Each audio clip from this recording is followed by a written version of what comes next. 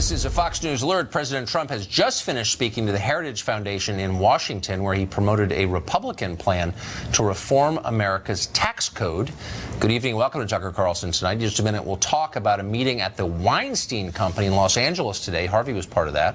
Also, there's new information about the Las Vegas security guard who apparently vanished into thin air, one of the rare eyewitnesses from inside the hotel. The latest on that. But first, here's part of what the president just said about his tax plan. Our framework provides a one-time low tax on profits currently sitting offshore so that this money can come back right where it started, come back home to America where it belongs. And believe me, we can use it in this country. We need it so badly for so many things, including infrastructure, which we'll also be doing.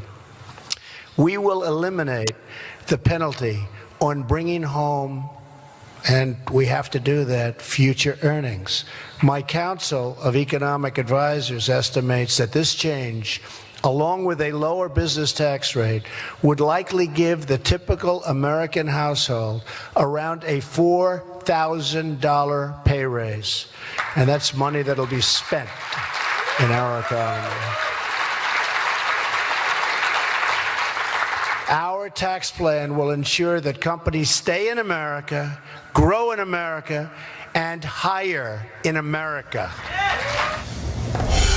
Well, for reaction to the president's address and his tax plan, we're joined tonight by Fox chief political analyst Brit Hume.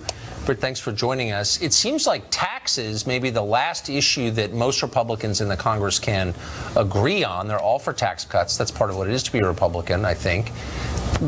Is there any way that this doesn't pass? Well, you've got a very narrow majority in the Senate. There are benefits in this tax code now that would have to be stricken to make room for the cuts, so you don't have a big blowout in terms of the budget. And they will be fiercely supported and defended by those affected. So they'll be, it won't be easy, not with a narrow majority of the kind that we have now among Republicans. Democrats, by and large, do not favor tax cuts, particularly tax cuts that they will inevitably say benefit the rich. And it's not that easy a sell, Tucker, for this reason. For one thing, every time you pass tax cuts, and you heard the president tonight say, they're going to increase the number of people in the zero bracket. You have fewer and fewer people actually paying taxes. Right. That is to say, fewer and people who stand to gain when taxes are cut, because it is simply a mathematical truism that when you cut taxes, the people who benefit are the people who pay taxes. And as that population shrinks, the constituency for tax cuts shrinks with it. So this is not such an easy deal. I would say, however, that there's momentum provided by a certain Republican desperation to get something big done because they failed so spectacularly on Obamacare repeal. And this is the other big ticket legislative item. And I think there's a widespread feeling in the Republican caucus in both houses that they need to get this done. So the debate among Republicans, I think, outside of the Congress is, does this make good on the president's promises to his core constituency, the American middle class, during the campaign? Will this, from what you can tell so far, benefit that group, middle-class Americans? Well, there are two ways to look at tax cut benefits, Tucker. There's the indirect kind of benefit where you pay a certain amount of taxes this year, and because a new law comes along, your taxes will be reduced by X amount. That's right. One way you benefit. The principal purpose of a large tax cut of this kind, especially where you're also cutting the corporate rate, is not just to put money in the pockets of consumers to spend it. It is to encourage investment and growth in the economy, which benefits everybody. And I think it's fair to say, Tucker, that the principal benefits, the major benefits, the most important benefit in economic terms of a big tax cut is to stimulate the economy, so people benefit indirectly. That is to say, jobs are created, there's competition for hiring, wages go up. And there really is a possibility of a rising tide that does lift all boats. But when you're selling a tax cut, as you could tell by what the president was saying tonight, you often have to focus on the narrower question of how much does this constituent or that constituent get in savings. Do you think that ordinary Republicans still believe that a rising tide lifts all boats?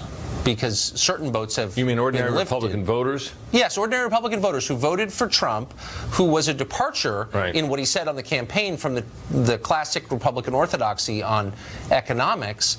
You got the sense that there were a lot of crossover voters who had supported Bernie Sanders and voted for Trump. I wonder if the view among ordinary Republicans is different from the view from Washington on this.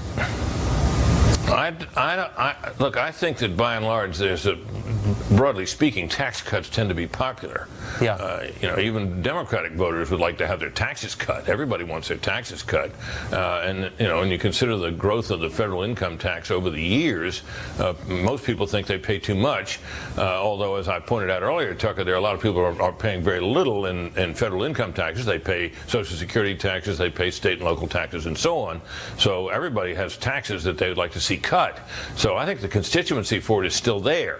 The constituency for the kind of tax cuts that the president is selling, where you're reducing the rates, where you can point to people and say, look at this guy, he's got all this, he's going to get millions in benefits. Well, that's because he pays so much. But we live in a country, after all, where 10% of the population, the richer 10%, pay about 70% of the taxes. It figures that when taxes are cut, they're going to benefit the most because they pay the most. That is not a particularly good selling point to an ordinary taxpayer. No, but that is math. Britt Hume, thank you. You bet, Tucker. Art Laffer, one of the most famous economists in the world. He worked in the Reagan administration during the last great overhaul of the American tax code. President Trump just tweeted about Art Laffer, saying, quote, Art Laffer just said he doesn't know how a Democrat could vote against the big tax cut reform bill and live with themselves. Art Laffer joins us tonight. We know he agrees with that. Art, thanks a lot for coming on. Thank you, Tucker. I watch your show all the time. I love it. Well, thank you. So the central question, I think, of the last couple of years, certainly the one that drove the last election, is what do you do about a middle class that is getting smaller and poorer, whose wages haven't risen, in a lot of cases, in 50 years? Does this help? Specifically, does it help them? Oh, this helps a lot. I mean, what I think the president said is correct. It's Kevin Hassett's research. But, the corporate tax rate reduction expands wages and it expands employment dramatically.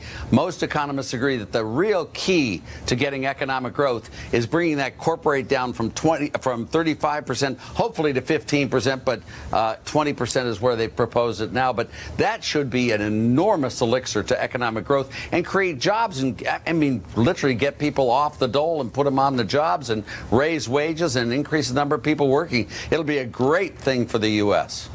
Judging by the equities markets, corporations are making a lot of money. It's not, the problem is not corporate profits, and yet you still have, close to 100 million Americans unemployed in these stagnant wages. Why, if that hasn't worked previously, would it work now?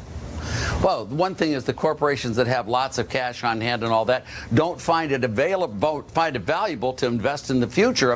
They invest overseas, they do overseas, but once you bring that rate down to below we're number one highest tax rate, corporate tax rate in the OECD. Right. That means all these other countries are tax havens for American companies, and that's why there's so much money abroad. This money will come back, they'll create jobs here, and hopefully if we get it low enough, Tucker, we can become the tax haven and their jobs will come here. It'll be great, just the way it should be, just the way we did it in 1986. The president cut the highest rate from 46% to 34%. And that really rocket engined the U.S. economy. And by the way, when we did that, 97 senators voted for that bill, including all but 3 Democrats. So, this is a bipartisan policy that should lead to enormous economic growth and prosperity for the middle class. Did the Bush tax cuts work? Very slightly, but yes, they did work a little bit. A couple of them did, but they phased them in over a long period of time, and they weren't anything like I would like to have seen, but they did work a little bit. And then the second term of Bush completely overturned that, and it was a terrible administration in the second term. And then, of course, you had Obama, who, destroyed a lot of the good economic prosperity. And a financial collapse as well. So, it was terrible in the whole thing, yes. Yeah, it was. It sure was. And the recovery is not complete. Far from it. So what would happen? I mean, we're really low, Tucker. I mean, we're way below where we should be. If we had the same employment to population ratio today, we'd have 11.8 million more jobs if we had the same employment to population as when Clinton left office. Well, exactly. So the president's plan to encourage companies to bring that money back on shore, if that were to remain part of this bill and it passes and becomes law, how much are we talking about coming back in the United States? Well, I don't know what the exact numbers would be, but it'd be a lot. Let me just say that if we had territoriality before, none of it would have left the U.S. I mean, what territoriality means is that if you pay foreign taxes, you don't own any additional U.S. taxes. Trump was very clear on that in his speech, and he's just proposed territoriality as opposed to you're liable for U.S. taxes as well as foreign taxes. That doesn't make any sense at all. We can't compete with a German company in Ireland if they pay 12.5% and we have to pay 35%. Is the United States the only country that does that?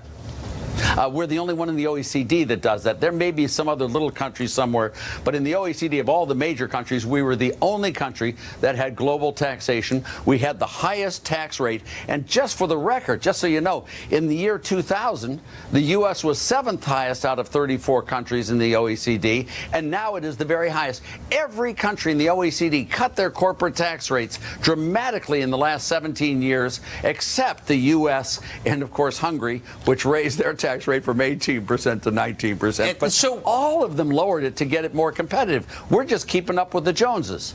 Really quickly, when I was born, 1969, this country was 2/3 middle class. It was a middle class country. 2 years ago, the middle class became the minority in this country. That seems like the central problem. Do you sincerely think that this tax plan would help change that? Yes.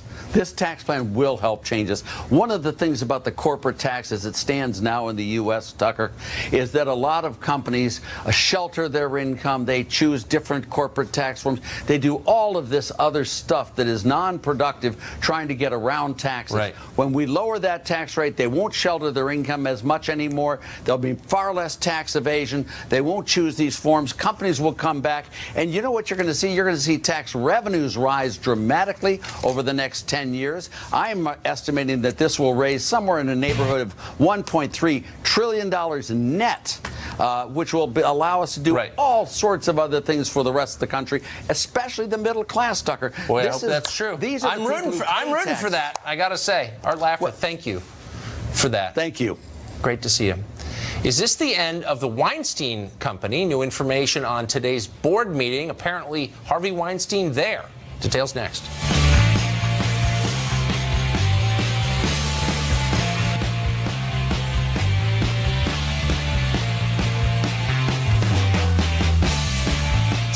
Harvey Weinstein is gone. The disgraced studio mogul resigned from the Weinstein Company today, confirming his unofficial ouster last week. The scandal grows, though. According to Variety, Weinstein's brother Bob is now facing his own accusations of sexual harassment. Chris Spargo is a reporter at thedailymail.com. He's been covering this story extensively, and he joins us tonight. Chris, his brother is now being accused? That's right. Right after the board meeting this morning, new allegations came out that Bob Weinstein, apparently in 2016, had over the course of 3 months very aggressively pursued a producer on one of his shows, The Mist, which is on Spike TV, took her to dinner, then afterwards suggested they maybe go to his hotel room. She claims that she very firmly denied this offer. She said she didn't want anything more than a professional relationship, but still allegedly pursued this relationship, emailed her relentlessly, tried to get her to go alone to his house in Malibu at some point. And after 3 months of this, she claims that she had to get her lawyer to contact the Weinstein Company and ask them to have him stop. Yeah, it's a bad sign when the lawyer gets involved. What's the claim count on this story so far? Do you have any sense of how many women have come forward to allege abuse? It has really gotten out of control at this point, but we do know for sure at this point that the number of women making allegations of assault and or harassment is over 50 right now. Over 50. So, I mean, does each one represent a legal action, do you think? It depends on the state, of course. In some places there's a statute, some places there aren't. We do know that in New York there are currently probes into 2 allegations of sexual assault against Mr. Weinstein. One of the women who shared her stories in the New Yorker, and another woman whose identity we do not know at this time. And those would be criminal probes by the state? Those would indeed, yes.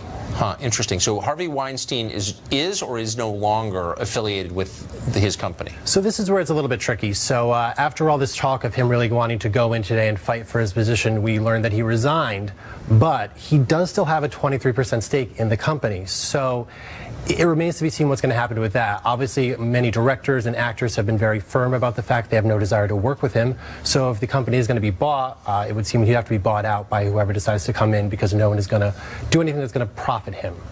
So when this story broke a couple of weeks ago, Lisa Bloom was center stage representing Harvey Weinstein and basically making assurances that everything is fine, it's cool.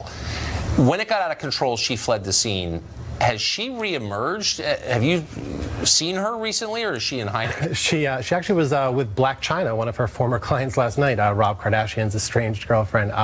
But she's just sort of returned to her typical thing and tried to sort of distance herself from this as much as possible, which is what every lawyer and spokesperson who's been involved in it for the most part for the past 2 weeks has done. The company itself is without a spokesperson currently. You have to actually call their office to speak to someone. Except in contrast, I think with most lawyers, Lisa Bloom has been accused of, in effect, bribery by Rose McGowan, who said she offered her some huge number of dollars, $6 million, to change her story on Harvey Weinstein. Any movement on that story? Yeah, Rose McGowan. And Rose McGowan is not the only one. There was also a report yesterday that one of the profiteers of a club where an alleged assault took place was called by lawyers for Weinstein and asked if he could sort of go on the record and say that this had never happened. So it seems that this might be a new story coming to light where multiple people were contacted about keeping quiet or denying claims that were being made by victims. Yeah, I mean, it's like if you think Harvey Weinstein was sleazy, wait till you meet his lawyers. Yeah. I mean, they're really unbelievable. Are there potential criminal penalties attached to that? I mean, are you allowed to encourage people to change their story in exchange for money? It depends. I think that it would happen to, you know, someone who actually accepted that payout, which, again, this is all developing and it's sort of unbelievable with each new thing we learn. So there's a very real sort of feeling that this might get into the point where someone is going to get charged who was representing Weinstein. Yeah, that would not surprise me at all. We'll be watching carefully. Chris, thanks a lot for that. Thanks for having me.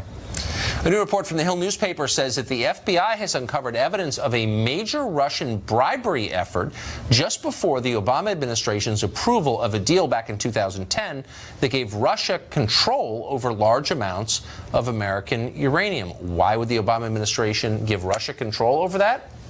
Great question. To answer that and others, we've invited Fox Chief National Correspondent Ed Henry, who has the very latest. Hey, Ed.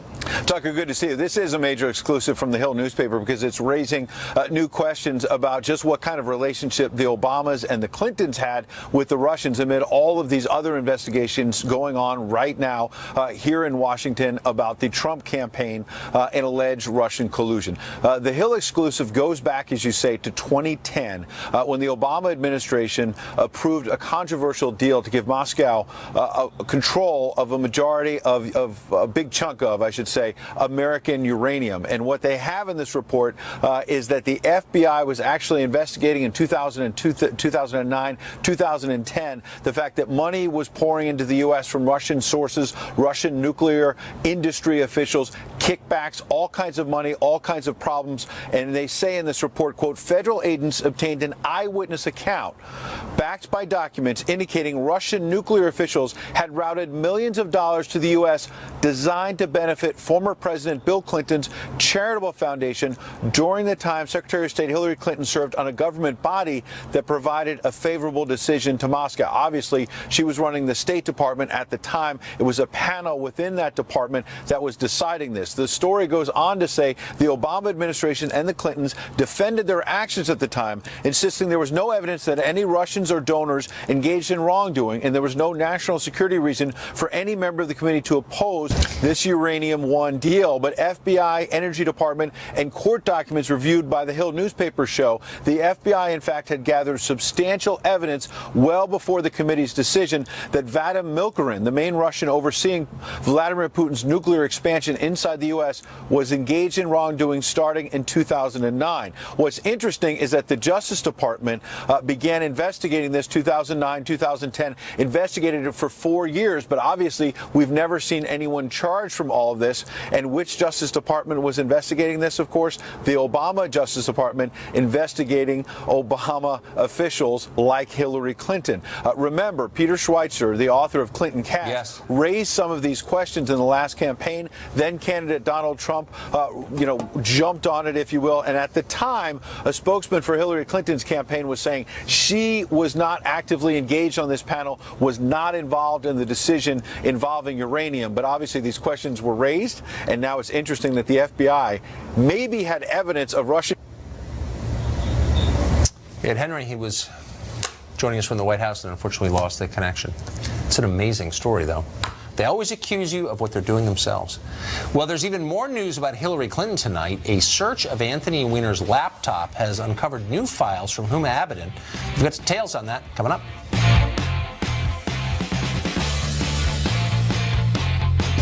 Looks like former Congressman Anthony Weiner will be headed to prison soon, but the saga of Anthony Weiner continues. The FBI now says it found thousands of Huma Abedin's files on Weiner's confiscated laptop computer and will release all of them by the end of the year. Tom Fitton is the president of Judicial Watch. His lawsuit against the State Department caused those documents to come to light, and he joins us tonight to explain what they mean. Tom, thanks for joining us. Hey, Tucker. I'm sorry to superimpose you against a picture of Anthony Weiner's chest. What's the significance of these documents? Well, they're new documents. We don't know what's in them yet, but Huma Abedin had an email account on Hillary Clinton's server. So these are emails from Hillary Clinton's server that were on Anthony Weiner's laptop. And the FBI picked them up last year, the end of last year. Remember, Mr. Comey was yelled at for highlighting the fact they found this information that they needed to evaluate.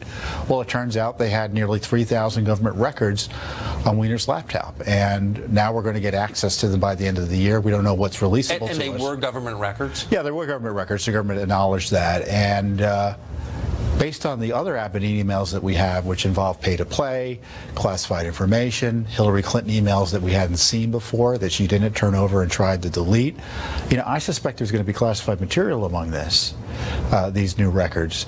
So this is another example of top government officials like Huma Abedin and Hillary Clinton having classified materials in places they weren't allowed to, which are violations of criminal law, despite Mr. Comey's opinions to the contrary. And moreover, when we spent the last year talking about Russian hacking, I mean, clearly it's not safe to keep government data on a private computer.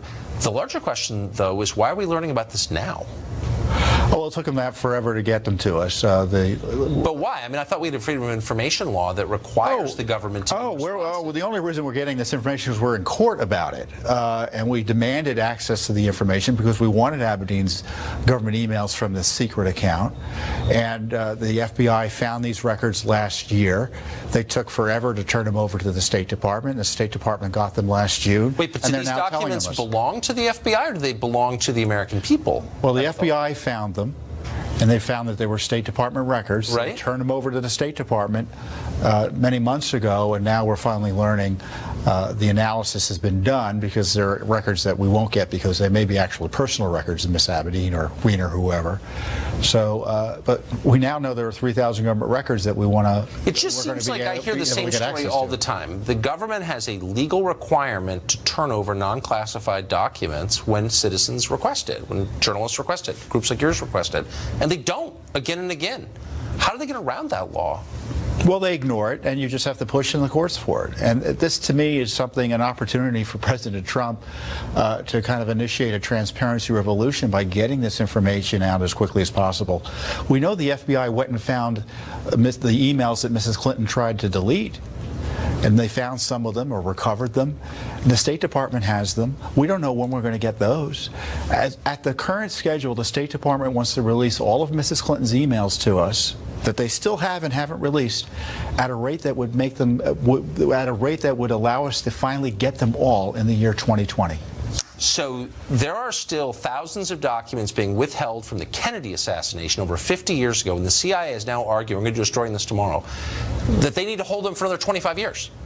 If people knew the amount of information that belongs to them being held by government bureaucrats and officials, they would freak out, I think. I think we sued over that, too. Oh, good for you. Tom Fitton, great to see you. Thank you, Tucker. You're doing the Lord's work.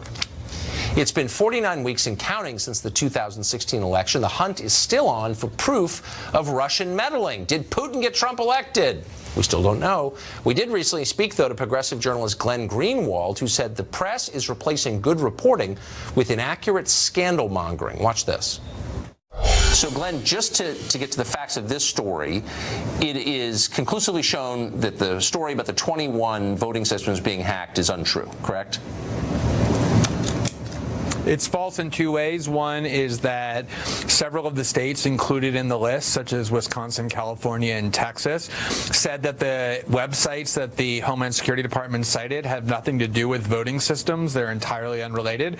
And it's false in a second way, which is a lot of the stories, in fact, most of them said that Russia tried to hack into the voting systems, when in fact, even Homeland Security, it can only show that what they did was scan those computer systems, which is basically casing something to see for vulnerabilities, and made no attempts to actually hack into them. So it was false on various levels.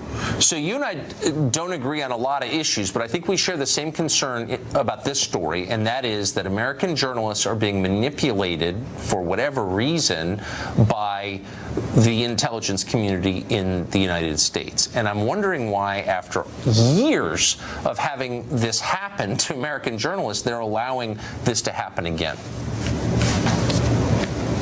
Well, that's the thing. I would reframe that a little bit. I don't actually think so much that journalists are the victims in the sense of that formulation, that they're being manipulated. I think at best what you can say for them is they're willingly and eagerly being manipulated. Because what you see is over and over they publish really inflammatory stories that turn out to be totally false. And what happens in those cases? Nothing. They get enormous benefits when they publish recklessly. They get applause on social media from their peers. They get zillions of retweets, huge amounts of traffic. They end up on TV. They get applauded across the spectrum because people are so giddy and eager to hear more about this Russia and Trump story. And when their stories get completely debunked, it just kind of everybody agrees to ignore it, and everyone moves on and they pay no price. At the same time, they're feeding and pleasing their sources by publishing these stories that their sources want them to publish. And so there's huge amounts of career benefits and reputational benefits and very little cost when they publish stories that end up being debunked because the narrative they're serving is a popular one, at least within their peer circles. Gosh, that's so dishonest. I mean, I think all of us in journalism have gotten things wrong. I certainly have. And you feel bad about it. I mean, you really do. And there's a consequence. You really think there's that level of dishonesty in the American press?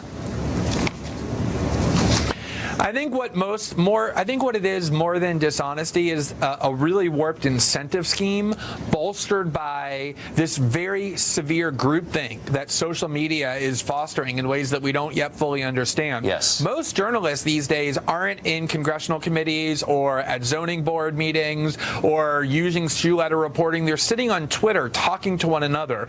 And this produces this extreme groupthink where these orthodoxies arise, and deviating from them or questioning them or challenging, believe me, results in all kinds of recrimination and scorn. And embracing them produces this sort of in-group mentality where you're rewarded. And I think a lot of it is about that kind of behavior. That is really deep. I mean, you live in a foreign country. I'm not on social media. So maybe we've got a little bit of distance from this. Where do you think this story is going? What's the next incarnation of it? Well, the odd part about it, and about the impatience that journalists have in trying to just jump to the finish line, is that there are numerous investigations underway in the city, including by credible investigators, including Senator Burr and Warner and the Senate Intelligence Committee, which most people seem to trust, and certainly Robert Mueller, who's armed with subpoena power, and everyone is really eager to lavish with praise. So we're going to find out, presumably one way or the other, soon enough. I guess the one thing that's so odd to me, Tucker, is that this has been going on now for a year, this accusation that the Trump administration or the Trump campaign colluded with the Russians to hack the DNC and John Podesta's email. And we know that there are huge numbers of people inside the government who are willing to leak, even at the expense of committing crimes, in order to undermine Trump. And yet there's been no leak so far showing any evidence of that kind of collusion, leading one to wonder why that is. So I hope that everybody's willing to wait until the actual investigation reveals finally the real answer answers, but it doesn't seem that will be the case. Bravery is when you disagree in public with your peers, and by that definition, you are a very brave man. Glenn Greenwald, thanks for joining us tonight. Appreciate it. Thanks for having me, Tucker. The drug epidemic in this country killed more people in the last 12 months than the entire 11 years of the Vietnam War. What is Congress doing? Is Congress making it worse? Our series Drugged is back. That's next.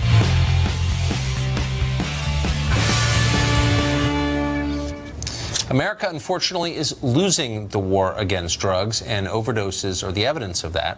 According to new CDC numbers, drug ODs killed 62,000 Americans just last year. That's more than died during the entire Vietnam War.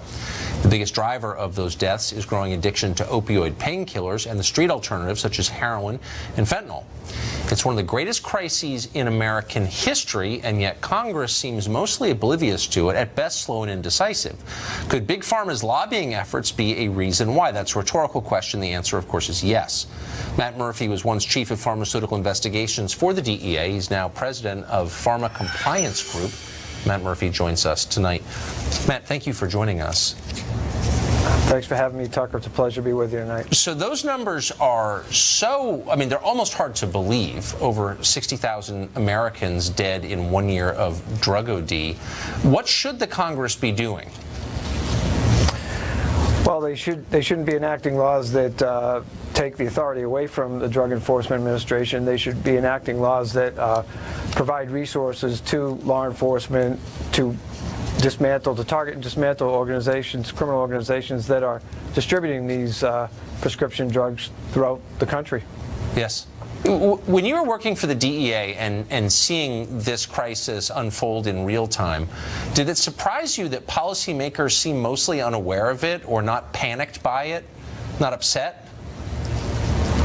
It did. Yeah, it surprised me quite a bit, actually, that politicians didn't get behind law enforcement efforts until this problem was well down the road.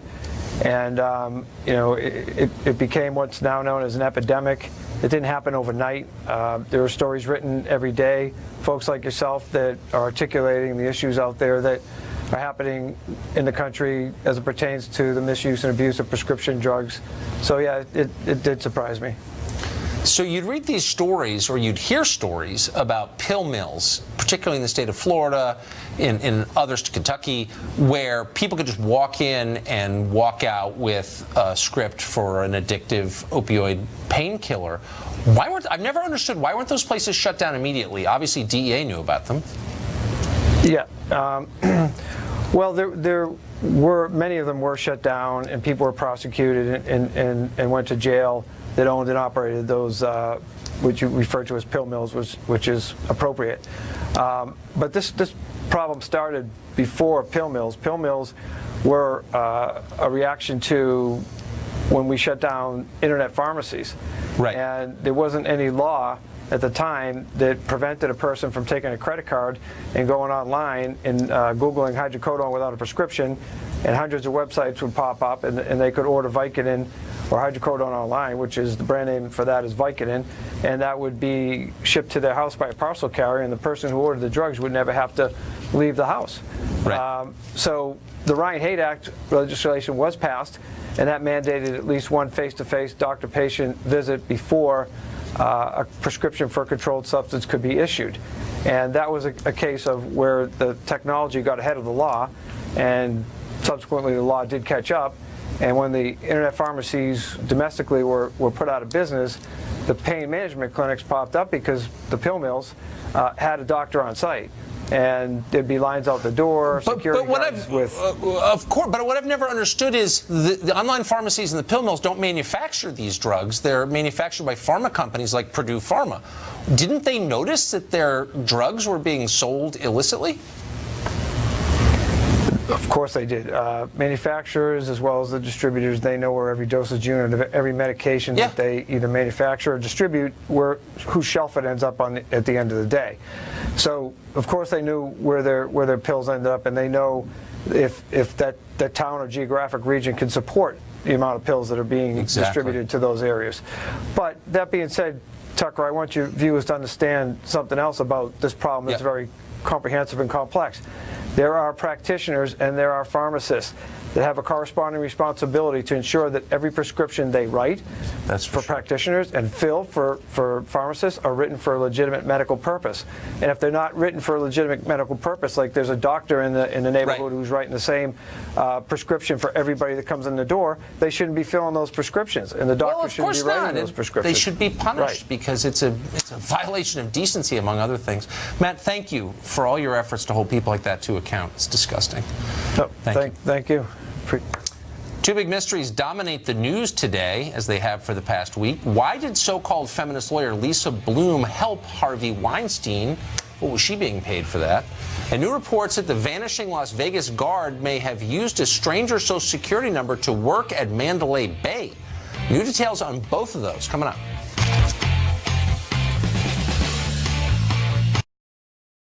PCmatic, America's antivirus.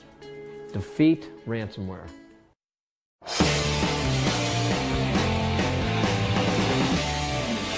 There's at least one great mystery at the heart of the Harvey Weinstein scandal. Why did so many vocally liberal, supposedly pro-women individuals assertively cover for his behavior?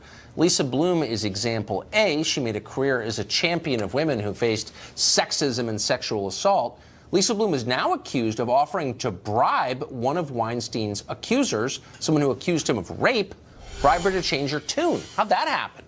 Tammy Bruce is a radio show host, and she joins us now to unravel this, among other mysteries. Tammy, what is this about? Yeah, look, this is something that we've been hearing about. Rose McGowan is clearly an actress and one of the heroes of this story. Ms. McGowan is alleging that during this, just as before the New York Times profile expose on Mr. Weinstein was going to be released, Ms. McGowan alleges that Lisa Bloom contacted her literary agent and said that there could be a lot of money for her if she would get on the Harvey Has Changed bandwagon. Now, this is from an assertion from Ms. McGowan saying at first they offered $1 million and then they got up to $6 million. And Ms. McGowan says, I can't be bought. I mean, that's obviously a lot of money. It would change people's lives, of course. But she went on, she publicly talked to Ms. Bloom through Twitter and I think her Facebook, saying, you know, we know who you are now. You've betrayed individuals. You tried to bribe me to do this. Lisa Bloom, keep in mind, has denied any of that occurred. Yes. But what we also know is, while she was representing Harvey Weinstein, well, she says that was a mistake. She had no idea how bad it was. But at the same time, she was also on the defense team for Roy Price, the now disgraced head of Amazon Studios, who has been indefinitely suspended for a sexual harassment case. In that case, Ms. Bloom is accused by Kim Masters, a very well-respected journalist, of threatening her effectively with lawsuits, which is what lawyers do, but also saying that she would be exposed for doing this to Mr. Price because Amazon wouldn't fund a radio program that she had, which Ms. Masters says is completely false, and yet is somewhat ironic since Ms. Bloom had a business deal for a miniseries with Harvey Weinstein. So you've got this interesting attempt in both cases to either silence women through money or to threaten them with it. Yeah. And to profit from it herself in the process. I mean, if that's not the definition of corruption, I don't know what is. But it's not our only mystery for you tonight. Las Vegas, shrouded in mysteries, getting more confusing by the day. The Mandalay security guard, Jesus Campos, was, as you know, all set to talk to the media, including Sean Hannity, last Thursday, and then canceled, and then apparently disappeared. Now, MGM Reports appears to be issuing statements on his behalf, somehow, requesting privacy. Meanwhile, cops still can't find a motive for Stephen Paddock's rampage. And we're learning that Campos may have used someone else's federal ID. What does this add up to, if anything? Can you make heads or tails of this story? Yeah, look, his union, when he first bailed on a series of interviews, said, we don't know where he is. He's just disappeared.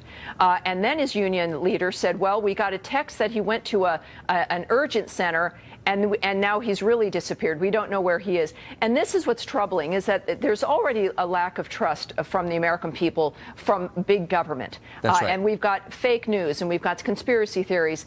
And here you've got a man who is effectively the only eyewitness in the moment on the floor, and he was shot. He was shot in the thigh, a security guard. And we now know, for a period of time, we didn't know where he was, but now MGM, his employer, is saying, well, we know where he is, he wants privacy, whereas his union before said he wants to speak to people and let them know what he knows. So at this point, we have this major witness. We don't know where he is. The law enforcement is not speaking about anything at this point. And the American people are hearing so many different stories. This is what adds into and creates some fake news. It can encourage conspiracy theorists. But what what we'd hope for, of course, is that the FBI should have more of a handle on this. Well, yeah. And whether or not he's an illegal alien, look, at this point, this transcends his status, and we have a responsibility to let him know that. There's a report. It does transcend that. I think that's right. But there's a report finally that he used someone else's social security number.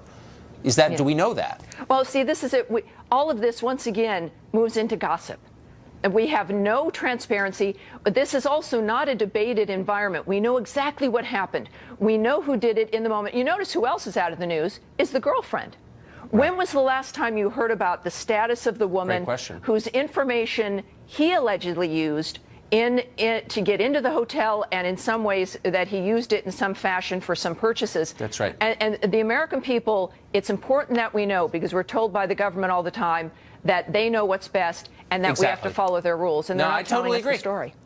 Look, I don't know what's going on, but I got a pretty good nose for BS. I know something's going on, for sure. Tammy, thank you. Thank you, Tucker.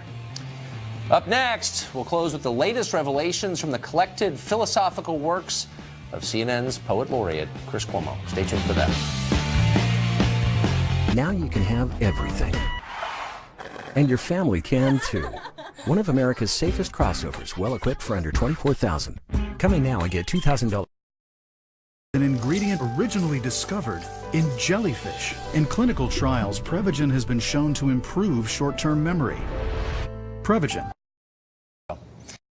The Smugness and Group. Introducing the new Range Rover Velar. Land Rover, above and beyond.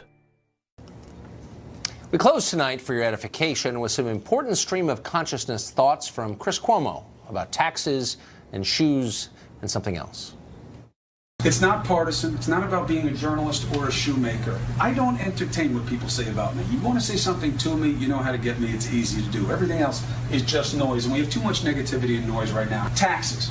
Morality. Well, what do you want it to be about? If it's about helping the working class, then make those the headline provisions of the plan. We haven't seen that with the president's plan. He makes a powerful point. What does it mean? Literally no idea. Doesn't make it any less great, though.